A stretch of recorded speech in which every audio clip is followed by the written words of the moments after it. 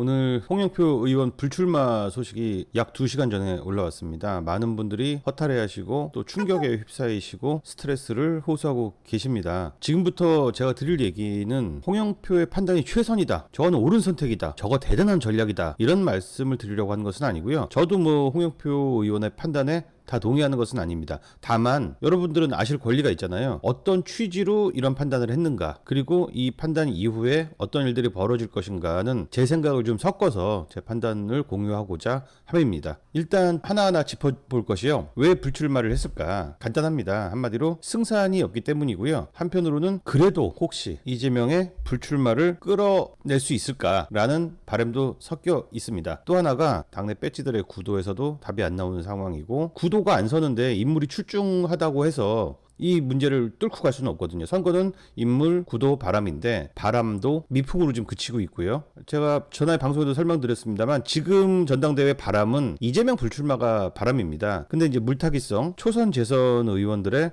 친문 이재명 다 출마하지 마라, 말도 안 되는 소리인데 그게 먹혔어요. 그런 상황입니다. 자, 일단 홍영표는 당선만 된다면, 당대표만 된다면 당의 유일한 올리원 개혁 카드입니다. 진정한 개혁. 이 개혁이 더 이상 할 수도 없는 검찰 개혁, 언론 개혁, 이건 뜬구름 잡는 소리가 아니라 이재명의 색채를 빼버리는 게 개혁이고요. 중도를 지향하고 민생을 지향했던 민주당 다음을 다 잃어버리고 당이 어느 순간 급진 좌파들에 끌려다니는, 유튜버 세력들에게 끌려다니는 이런 것들에 대한 근본적인 수술을 할 수 있는 게 홍영표이기 때문에 우리도 지지를 한 것이죠. 홍영표는 우리에게 올리원이었습니다. 카드가 이제 하나밖에 없는 카드였는데, 다만 지금 현재 판세를 냉정하게 봤을 때 승리 확률이 20% 미만이다. 또 몰라요. 앞으로 2달이라는 시간이 있기 때문에 어떻게 판세가 바뀔지는 모르지만 지금 상황에선 승리 확률이 20% 미만인데 비장한 패배를 한다. 다만 이제 이런 생각을 한 거라고 봐요. 저는 그래, 가장 선명하고 강한 카드를 내서 20%의 확률로 뚫느니 승리 확률을 2배로 올려보면 어떨까. 한 장의 카드를 더 꺼낸 거라고 보면 되겠습니다. 제 개인적인 생각으로는 홍영표의 생각이 여기에 미친 것으로 봅니다. 나보다 승률을 높일 수 있는 사람을 찾아야겠다. 물론 그렇게 해서 여러 계파의 표를 받을 수 있는 후보는요, 여러 계파의 의견을 수용하기 때문에 흐리멍텅한 당대표가 될 수 있습니다. 근데 그렇게 해서라도 당대표가 된 그 당대표는요, 첫 번째 장점이 있습니다. 우리도 잘 알고 있죠? 윤석열의 유일한 장점 뭐죠? 이재명이 아니다. 홍영표를 대신할 다른 카드는 적어도 이재명은 아니다 라는 점이 있고요. 두 번째로 그 당대표는 이재명을 검찰 수사, 앞으로 이어질 고강도 수사에서 구해주지 않는다, 절연한다. 이 두 가지 장점이 있긴 있습니다. 물론 홍영표가 베스트 카드라는 거는 지금 우리 모두의 생각이 다 일치할 거예요. 왜 이렇게 장담하는지는 뒤에서 설명드릴 거고요. 자, 일단은요, 우리에게 오늘 충격을 안겨준 홍영표의 불출마 선언문, 그리고 지지자들에게 보냈던 문자 메시지를 간단하게 좀 분석을 좀 해볼 필요가 있겠죠. 주요 키워드 한번 보겠습니다. 당이 다시 일어설 수 있도록 단결과 혁신의 선두에서 모든 것을 던지고 싶었는데 내려놓는 것이 최선이란 판단에 이르렀다. 무너져 내린 도덕성을 회복하고 정당의 기본 원칙인 책임 정치, 당내 민주주의를 이뤄야 한다라고 말씀을 하셨는데, 하나하나 살펴보면요, 무너져 내린 도덕성,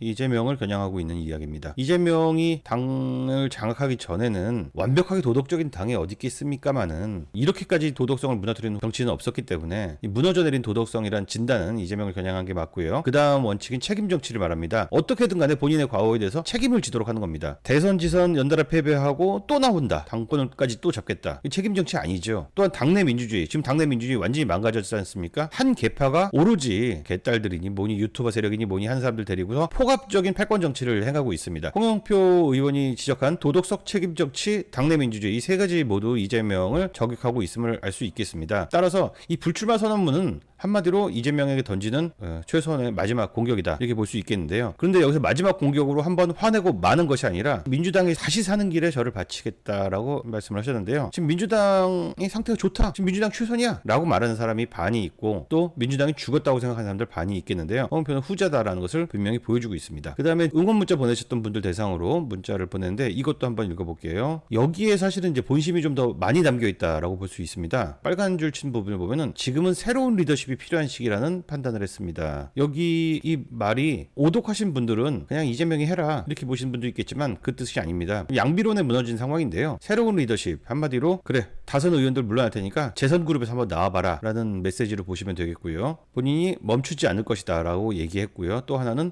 우리 당을 지켜온 여러분들도 저를 믿고 끝까지 함께해 주실 것을 부탁드립니다. 탈당하지 말라는 얘기입니다. 탈당하지 말라고 이 상황에서 부탁을 당원 여러분께 드리고 있는 것입니다. 자, 그러면은 지금 불출마한 이유에 대해서도 제가 나름의 분석을 좀 해볼 건데요. 불출마의 이유를 설명하기 전에 우리가 왜 홍영표를 원했는지, 홍영표가 왜 최선의 당시에는 카드였는지를 한번 보도록 하겠습니다. 제가 생각하는 홍영표의 최고의 메리트는 당권 재수생입니다. 전당대회 당대표 선거에서는 재수생이나 삼수생에게 동정표가 쏟아지는 경향이 있습니다. 특히 이제 대의원들 같은 표를 많이 가지고 있는 분들은 그렇게 생각을 하는 것이고요. 그래서 이번에는 홍영표의 무대가 될 수 있다라는 굉장히 중요한 찬스가 있었고요. 그게 전통적인 민주당원의 투표 형태라고 볼 수 있겠습니다. 그런 메리트가 있었고, 또 하나가 지난 당대표 선거에서 그닥 좋지 않은 여건에서 한참 뒤쳐져 있는 상황에서 1% 미만으로 송영길을 따라잡아서 득표력이 증명된 사람이다. 일단 인물이 굉장히 괜찮다. 조건도 좋고, 또 하나 앞에서 설명드린 것처럼 가장 선명한 단계혁을 할 수 있는 사람이다. 이런 부분이 있었습니다. 그래서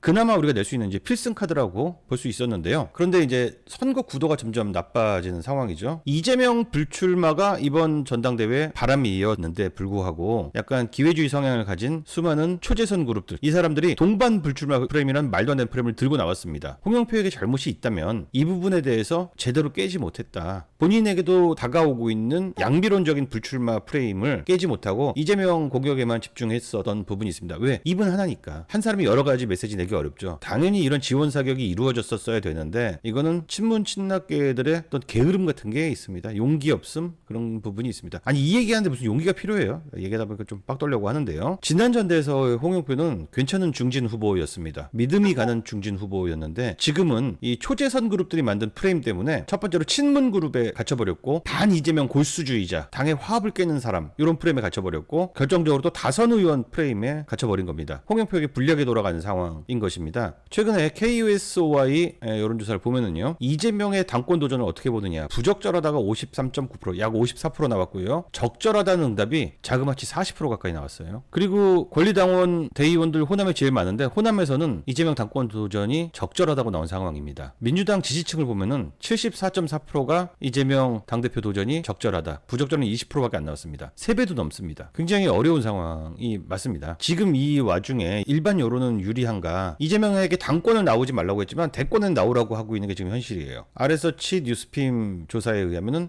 차기 대선 후보 지지율이 이재명이 29.3%로 1위입니다. 오세훈이 23.9%, 한동훈이 15%씩 나와요. 이런 상황입니다. 이런 상황에서 홍영표가 나와서 이제 비장한 패배를 한다고 했을 때, 그게 모르겠어요. 그게 카타르시스가 있을지는 몰라도 지금 상황에서 패배 후에 정정당당하게 싸워서 졌으면은 승복해야지라는 프레임에 빠질 수가 있어서 당권을 흔들기가 좀 어려운 상황이 되는 거죠. 특히 민주당 지지층에서 대선 후보로 이재명을 61.6%가 밀고 있는 상황이에요. 이렇게 어려운 상황입니다. 자, 이 정도 되면은 이재명 리스크에 대해서 아무리 설명을 해도 민주당 권리당원들은 요지부동이고요. 우리 많은 분들이 생각하시는 대로 당이 한번 망해봐야지 민주당이 정상으로 돌아올 여지라도 생기겠구나, 바닥을 치고 위로 올라갈 수 있겠구나 라는 생각을 할 수 있습니다. 저도 동의하는데요. 다만 한 번 더 생각해볼 포인트가 있습니다. 바로 여기서 우리는 또 이재명을 생각할 수밖에 없는 부분이 있어요. 이재명이 이미 지난 지선을 대차게 말아먹으시면서 0.5선 국회의원이라는 방탄조끼를 입었습니다. 여기다가 당대표라는 갑옷을 하나 더 입혀준다. 우리가 도저히 묵과할 수 없는 일이죠. 왜 당대표라는 갑옷이 위력적이냐면은 야당 대표를 수사하는 데 있어서 검찰이 위축될 수밖에 없는 부분이 분명히 존재합니다. 또 하나, 이제 민주당 전체가 똘똘 뭉쳐서 이재명에 대한 수사 전체를 정치 탄압 프레임으로 맞서게 됩니다. 이렇게 될 경우에 무슨 수사를 받더라도 원내 제1정당이 그냥 온몸으로 똘똘 뭉쳐서 범죄인 이재명을 합리화해줄 때 이재명의 팬덤은 절대로 무너지지 않고 오히려 더 강해질 수도 있습니다. 그런데 반대로 이재명이 출마를 포기하거나 여기서 전대에서 낙선을 하게 된다. 그러면 당은 이재명을 보호해주지 않게 됩니다. 제가 이제 드리는 말씀, 우리에게 이번 전당대회의 의미는 무엇이냐, 이것만으로도 충분한데요. 이재명의 반대 투표를 할 수 있는 또 한 번의 기회입니다. 우리는 이재명에 대한 반대 투표를 하기 위해서는 반드시 당적을 유지해야 된다라는 가피의 주장, 한번 귀여가 들어볼 만하시지 않을까 싶습니다. 우리 서로